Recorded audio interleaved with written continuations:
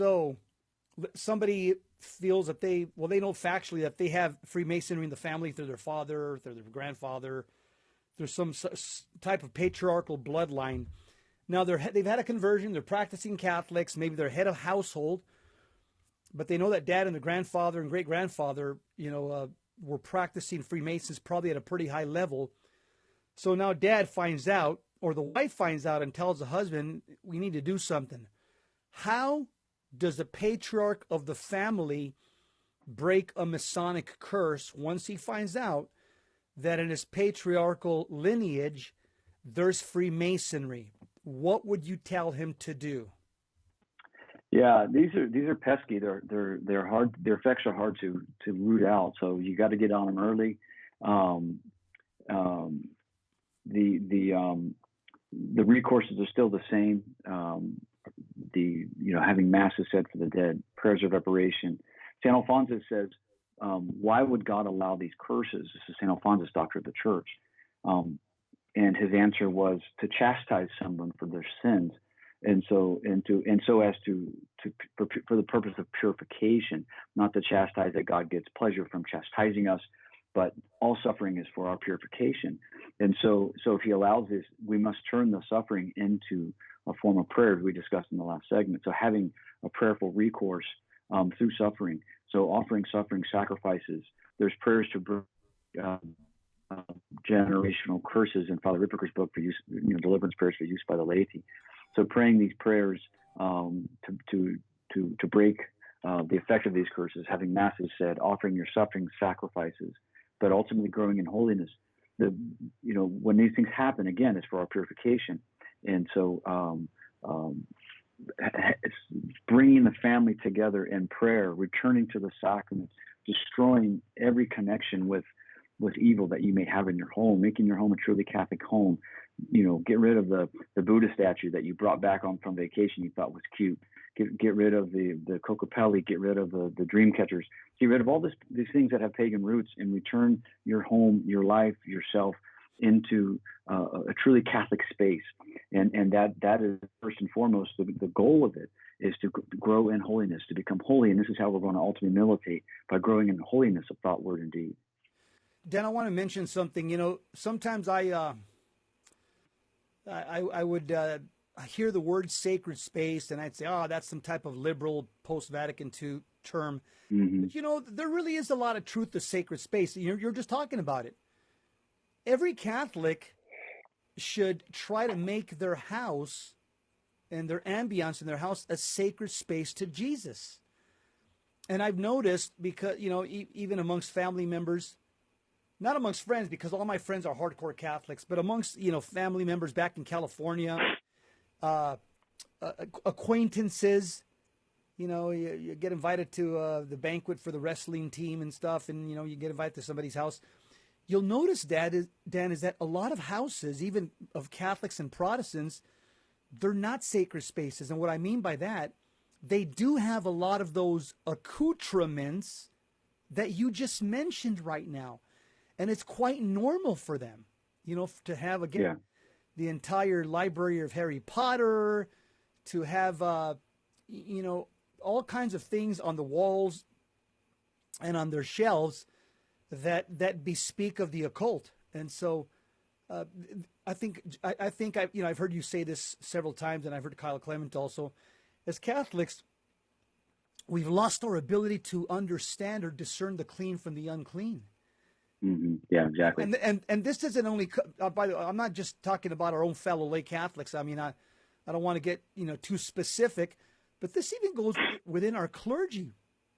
This is even within our clergy, Dan. And I say that because not too long ago, and anybody can verify what I'm saying right now, LifeSite News did an article, front page article, where they showed 14 bishops in the U.S.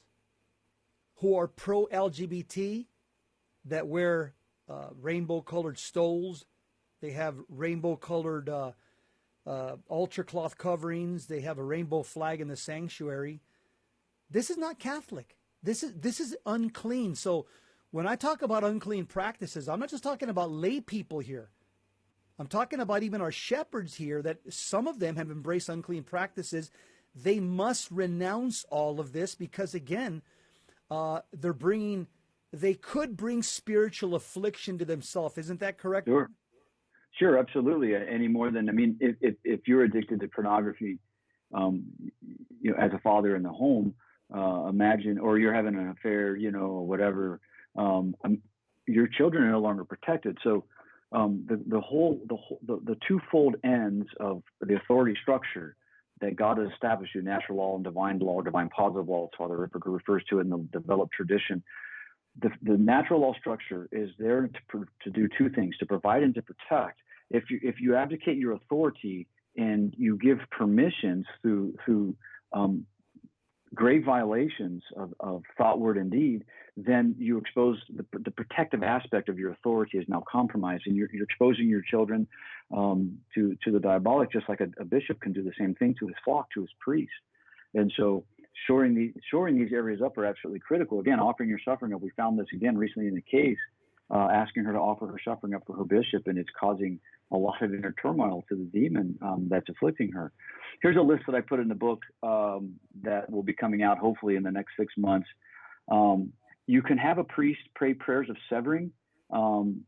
If it's institutional, oftentimes like Freemasonry, it's an institution. So it's an institutional evil.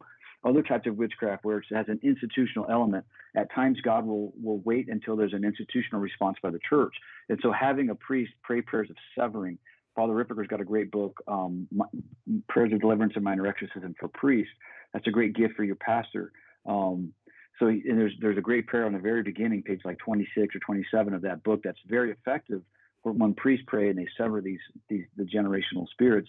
But also what we can do on our end, fasting and prayer, praying binding prayers to bind the demon's activity associated with any curses, prayers of massive reparation for the sins of your family and for the souls in purgatory, daily rosary for this intention, general prayers asking Christ with deprecatory prayers to drive it out of your family and generational line, offering your communion for this intention, asking Our Lady and your guardian angels for protection to block them, fostering devotion to the nemesis saint for the demon.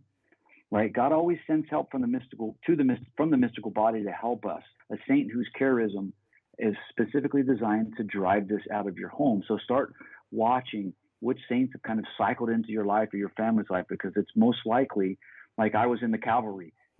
God is sending the spiritual cavalry down to help with a precise saint who is the arch nemesis of this particular demon or defect or curse in the family line. Use of sacramentals in the home, again, blessing the home, doing the Epiphany blessing every year as head of household, and confessing any sins associated with it. If it's a certain type of curse and a certain type of affliction and spirit, confessing all those sins to bring as much sacramental grace into the family as you can.